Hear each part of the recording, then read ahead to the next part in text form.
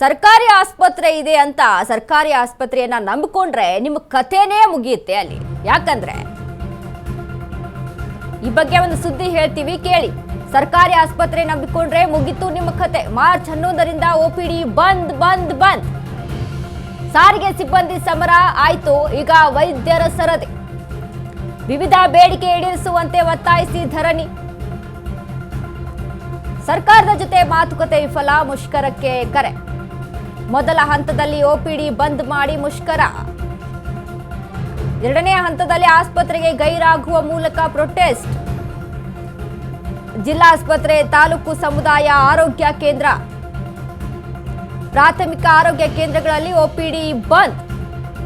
ಕಪ್ಪು ಪಟ್ಟಿ ಧರಿಸಿ ಹೊರ ರೋಗಿ ಚಿಕಿತ್ಸೆ ಸ್ಥಗಿತ. ಕೇವಲ ತುರ್ತು ಸೇವೆ ನೀಡಲು ವೈದ್ಯರ ತೀರ್ಮಾನ. ಸರ್ಕಾರಿ ಆಸ್ಪತ್ರೆ ನಂಬಿಕೊಂಡು ಟ್ರೀಟ್ಮೆಂಟ್ ಸಿಗುತ್ತೆ ಅಂತ ಹೋದ್ರೆ ಮಾರ್ಚ್ 11ರಿಂದ OPD ಬಂದ್ ಆಗುತ್ತೆ. ಸಾರಿಗೆ ಸಿಬ್ಬಂದಿ ಸಮರ ಆಯ್ತು, ಈಗ ವೈದ್ಯರ ಸರದಿ ಇರುವಂತದ್ದು. ವಿವಿಧ ಬೇಡಿಕೆಗಳ ಈಡೇರಿಕೆಗೆ ಒತ್ತಾಯಿಸಿ ಧರಣಿಯನ್ನ ಮಾಡ್ತಾ ಇರುವಂತದ್ದು. ಸರ್ಕಾರದ ಜೊತೆ ಮಾತುಕತೆ ವಿಫಲವಾಗಿದೆ, ಮುಷ್ಕರಕ್ಕೆ ಕರೆಯನ್ನ ಕೊಟ್ಟಿದ್ದಾರೆ.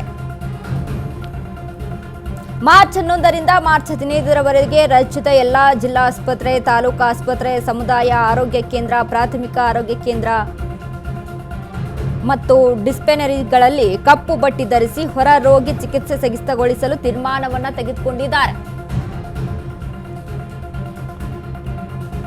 ನೋಡಿ, ಇದ್ರಿ ನಾವು ಸಾರಿಗೆ ಮುಷ್ಕರ ನಡೀತು ಇತ್ತೀಚೆಗೆ. ಅವರ ಹಲವು ಬೇಡಿಕೆಗಳನ್ನ ಈಡೇರಿಸುವಂತೆ ಸಾರಿಗೆ ಸಿಬ್ಬಂದಿಗಳು, ಸಾರಿಗೆ ನೌಕರರು ಪ್ರೊಟೆಸ್ಟ್ಗೆ ಮುಂದಾಗಿದ್ರು. ಸರ್ಕಾರಕ್ಕೆ ಒಂದಿಷ್ಟು ಅವಧಿಯನ್ನ ಕೊಟ್ಟಿದ್ರು. ನಾವು ಬೆಳಿಗ್ಗೆ 11ರಿಂದ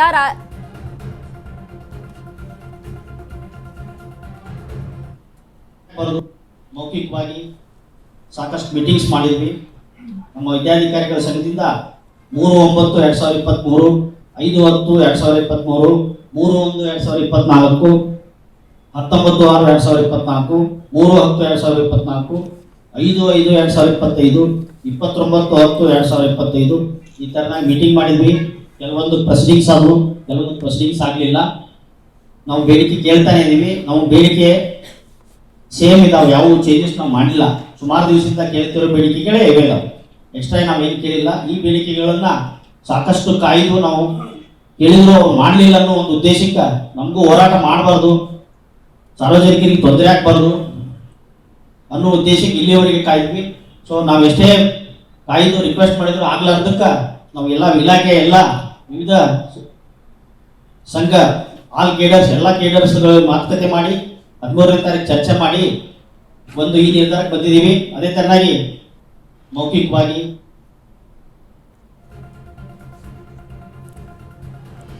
ನೋಡಿ, ಇತ್ತೀಚೆಗೆ ಸಾರಿಗೆ ನೌಕರರ ಸಿಬ್ಬಂದಿಗಳು ಕೂಡ ಪ್ರೊಟೆಸ್ಟ್ಗೆ ಮುಂದಾಗಿದ್ರು. ಅಂದ್ರೆ ಒಂದು ಸಮಯವನ್ನ ನಿಗದಿಪಡಿಸಿದ್ರು. ಸರ್ಕಾರ ಈ ಸಮಯದಲ್ಲಿ ನಮಗೆ ಪ್ರತಿಕ್ರಿಯೆ ಕೊಡ್ಲಿಲ್ಲ ಅಂತ ಅಂದ್ರೆ, ಸ್ಪಂದಿಸಲಿಲ್ಲ ಅಂತ ಅಂದ್ರೆ ನಾವು ಸಾರಿಗೆಯನ್ನ ವ್ಯವಸ್ಥೆಯನ್ನ ಬಂದ್ ಮಾಡ್ಕೊಂಡು ನಾವು ಪ್ರೊಟೆಸ್ಟ್ ಮಾಡ್ತೀವಿ ಅಂತ. ಈಗ ಅದೇ ರೀತಿಯಾಗಿ ನೋಡಿ, ವೈದ್ಯಕೀಯದಲ್ಲಿ ಅಲ್ಲಿ ಕೂಡ ಹಲವಾರು ಬೇಡಿಕೆಗಳನ್ನ ಈಡೇರಿಸುವಂತೆ ಈಗ ಪ್ರೊಟೆಸ್ಟ್ ಅನ್ನ ಮಾಡ್ತಾ ಇರುವಂತದ್ದು. ಹಾಗಾದ್ರೆ ವೈದ್ಯರ ಪ್ರಮುಖ ಬೇಡಿಕೆಗಳು ಯಾವುವು ಅಂತ ನಾವು ನೋಡಿದ್ರೆ, ಇಲ್ಲಿ ಆಸ್ಪತ್ರೆ ಇಲಾಖೆಯ ಎಲ್ಲಾ ವೃಂದದ ಜ್ಯೇಷ್ಠತಾ ಪಟ್ಟಿಯನ್ನು ಪ್ರಕಟಿಸಬೇಕು. ಕಳೆದ 5 ವರ್ಷಗಳಿಂದ ಅಲ್ಲಿ ಆಗಿಲ್ಲ. ಉನ್ನತ ವ್ಯಾಸಂಗ, ಸ್ನಾತಕೋತ್ತರ ವ್ಯಾಸಂಗಕ್ಕೆ ಅವಕಾಶ ಕೊಡಿ.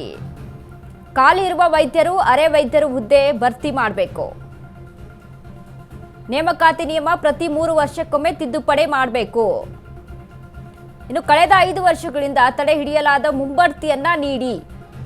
ಹೀಗೆ ಇಲಾಖೆಯ ಎಲ್ಲಾ ವೃಂದಗಳ ಜ್ಯೇಷ್ಠತಾ ಪಟ್ಟಿ ಪ್ರಕಟಿಸಬೇಕು. ಕೇಂದ್ರ ಪುರಸ್ಕೃತ ಯೋಜನೆಯಡಿ 6,000 ನೌಕರರಿಗೆ ವೇತನ ಭತ್ಯೆ ಆಗಬೇಕು. ಹೀಗೆ ಹಲವಾರು ಬೇಡಿಕೆಗಳು ಈಡೇರಿಕೆಗೆ ಇದೀಗ ಪ್ರೊಟೆಸ್ಟ್ಗೆ ಮುಂದಾಗಿರುವಂಥದ್ದು. ಒಂದು ವೇಳೆ OPD ಏನಾದರೂ ಬಂದ್ ಮಾಡಿಕೊಂಡು ಪ್ರೊಟೆಸ್ಟ್ಗೆ ಮುಂದಾದರೆ ನಿಜಕ್ಕೂ ಕೂಡ ಪರಿಸ್ಥಿತಿ ತುಂಬಾ ಹದಗೆಡುತ್ತೆ. ಯಾಕಂದ್ರೆ ದಿನಕ್ಕೆ ಹಲವಾರು ಜನ, ಸಾವಿರಾರು ಜನ ಆಸ್ಪತ್ರೆಗೆ ಹೋಗುವಂತ ಸ್ಥಿತಿ ಇರುವಂತದ್ದು ಈಗಿನ ಒಂದು ದಿನಮಾನಗಳಲ್ಲಿ. ಸೊ ಇದನ್ನೆಲ್ಲ ಬಂದ್ ಮಾಡಿಕೊಂಡು ಮಾಡಿದ್ರೆ ನಿಜಕ್ಕೂ ಕೂಡ ತುಂಬಾ ಹೊಡೆತ ಬೀಳುತ್ತೆ. ಇತ್ತ ಸರ್ಕಾರ ಗಮನವನ್ನ ಕೊಡೋದು ತುಂಬಾ ಒಳಿತು.